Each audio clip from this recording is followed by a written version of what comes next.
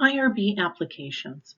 This video is intended as a general overview and does not encompass all areas of human subjects research or individual scenarios. We will provide some standard research scenarios and an introduction to the VERIS system. Research with human subjects generally falls into one of two categories. First, live human subjects and collection of data or biospecimens through interaction, intervention, or observation. And second, obtaining data or biospecimens from another source, such as a biobank or a data repository. If you plan to conduct human subjects research, you will need to submit an IRB application. For the first scenario, if you're using live human subjects, these are the following documents that you will probably need to create for your research. Recruitment materials.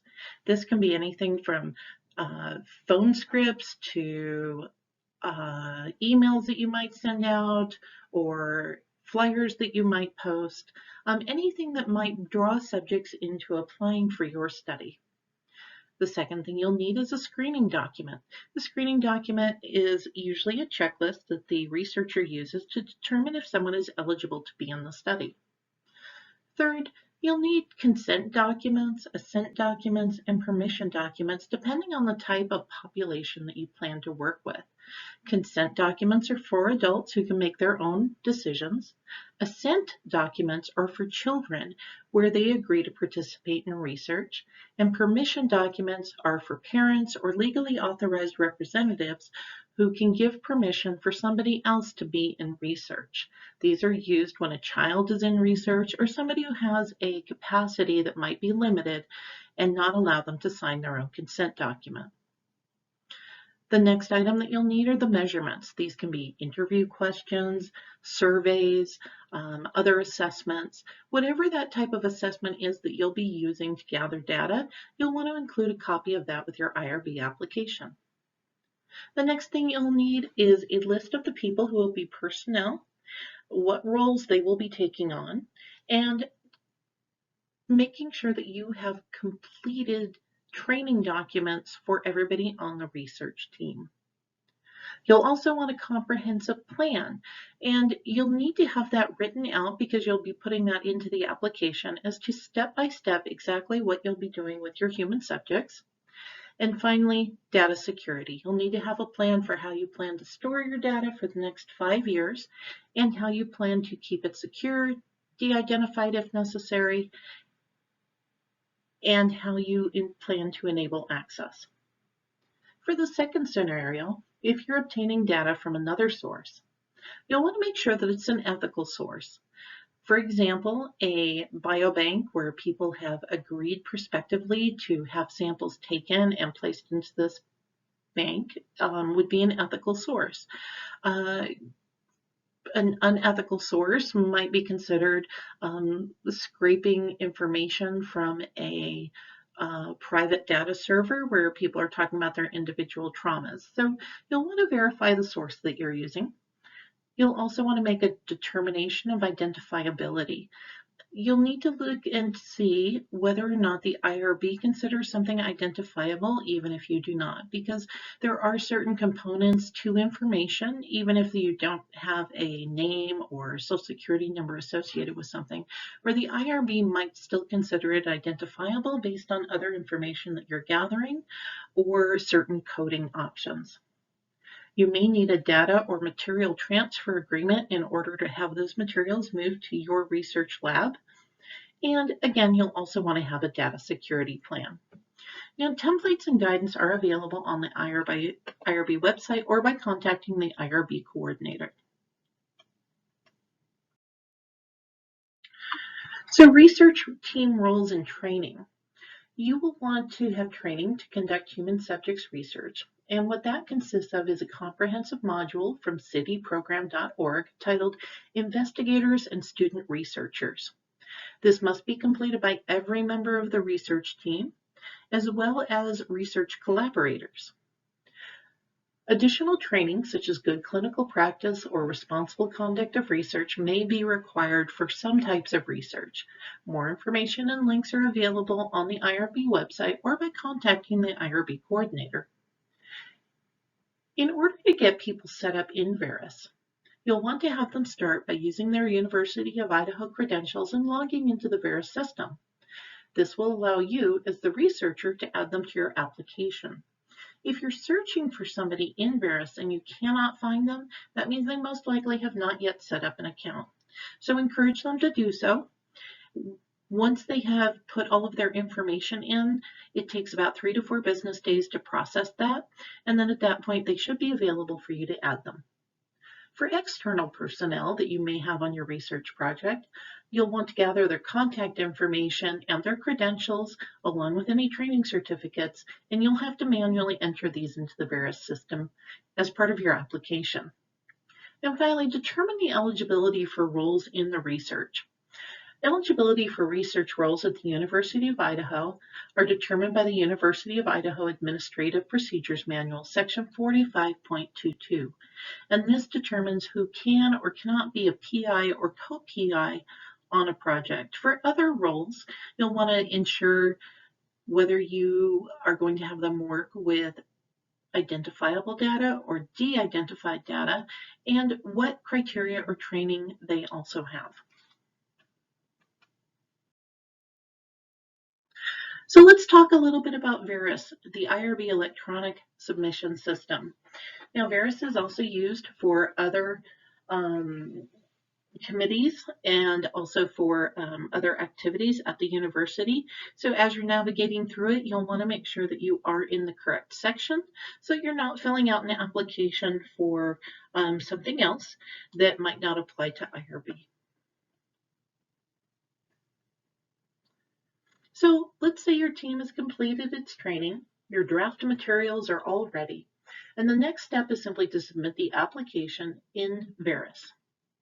So Veris will lead you through the steps of a complete IRB application by having you add information by answering questions, attaching materials, and agreeing to certain standards. Only the principal investigator can sign off and submit an application in Veris, although other research personnel can work on the application or amendments. In this example, we'll be using some screenshots from the test system of Veris, which is a shadow system of Veris. So there may be some minor differences between this and the actual version that you'll see when you log into Veris.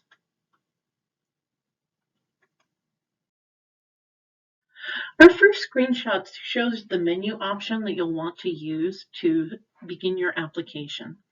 Once you've logged into Veris and you have an account, you should be able to access the upper left-hand menu for My Workspaces. You'll go into Study, and then you'll be able to go and start your application.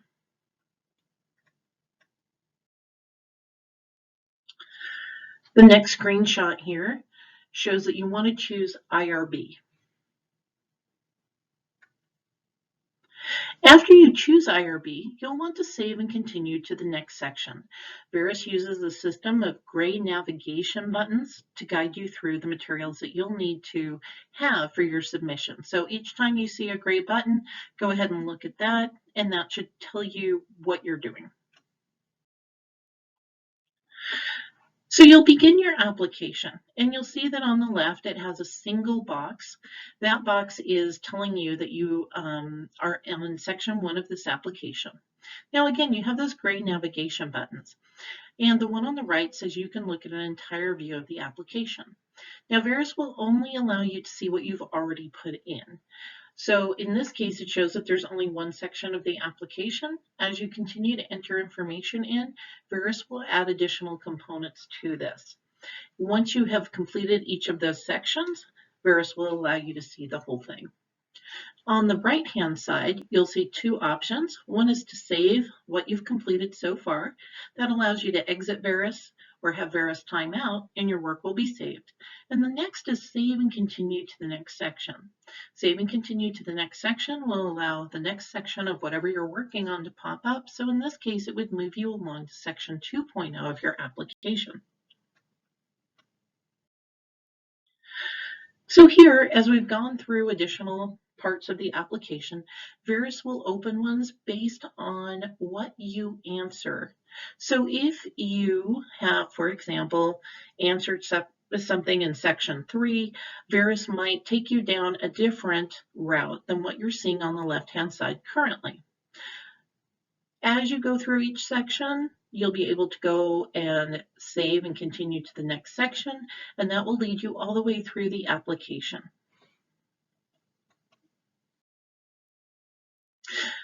After you've completed the application, which is kind of an overview of the entire protocol, you will be able to attach documents that are needed for the IRB to review your application. Here you can see that Verus is asking for a consent document as well as other study documents. And we talked about having those documents prepared in advance. Here, what you'll see is that you have a couple of options. On the left-hand side, you'll see that you have a comprehensive overview of your Verus protocol, your application, and documents. You'll also see that you can sign off. You can tell your PI that this is ready to sign off because anybody other than the PI cannot submit an application, and you can save or exit the form at this time. So what happens after that application is submitted? At that point, it undergoes IRB review. And when your study application packet comes into the IRB, we complete a pre-review to look for missing items and any changes that might need to be made. Then the entire packet is sent back to the PI in Verus. The PI or anybody else associated can make the changes, answer any stipulations or requests for changes that are made by the IRB, and then send the packet back to the IRB. Now this process repeats until the protocol is approved. So if you, for example, weren't able to answer a stipulation and you sent this back to the IRB would mark that one as undone and perhaps provide clarification and send it back to you. The same thing also happens after a pre-review. There might be a number of reviewers that have to look at your application, so it may come back to you a couple of times before finally being approved. Now, anyone listed as a study contact will receive a copy of the approval letter via email. So you'll want to make sure that if there's somebody on the application that is probably going to be one of the primary people responsible for updating it, other than just the PI, that person is also listed as a study contact. So next, once you've received IRB approval and you plan to start your research, train the study personnel in the protocol processes. Make sure that you use your IRB approved documents. If you need to make any changes at all to your protocol or the documents, submit an amendment for protocol changes or a personnel amendment for personnel changes prior to implementation. Report any adverse events or unanticipated problems that may arise. Submit your continuing review or status check forms when requested. And when you're finished with the study, submit a closeout report. What you might want to do are set reminders in your own personal Outlook calendar to check in on these things periodically and make sure that you do keep a separate copy of your study documents so that you have them available. You should also be able to search in Verus and find the latest approved copies.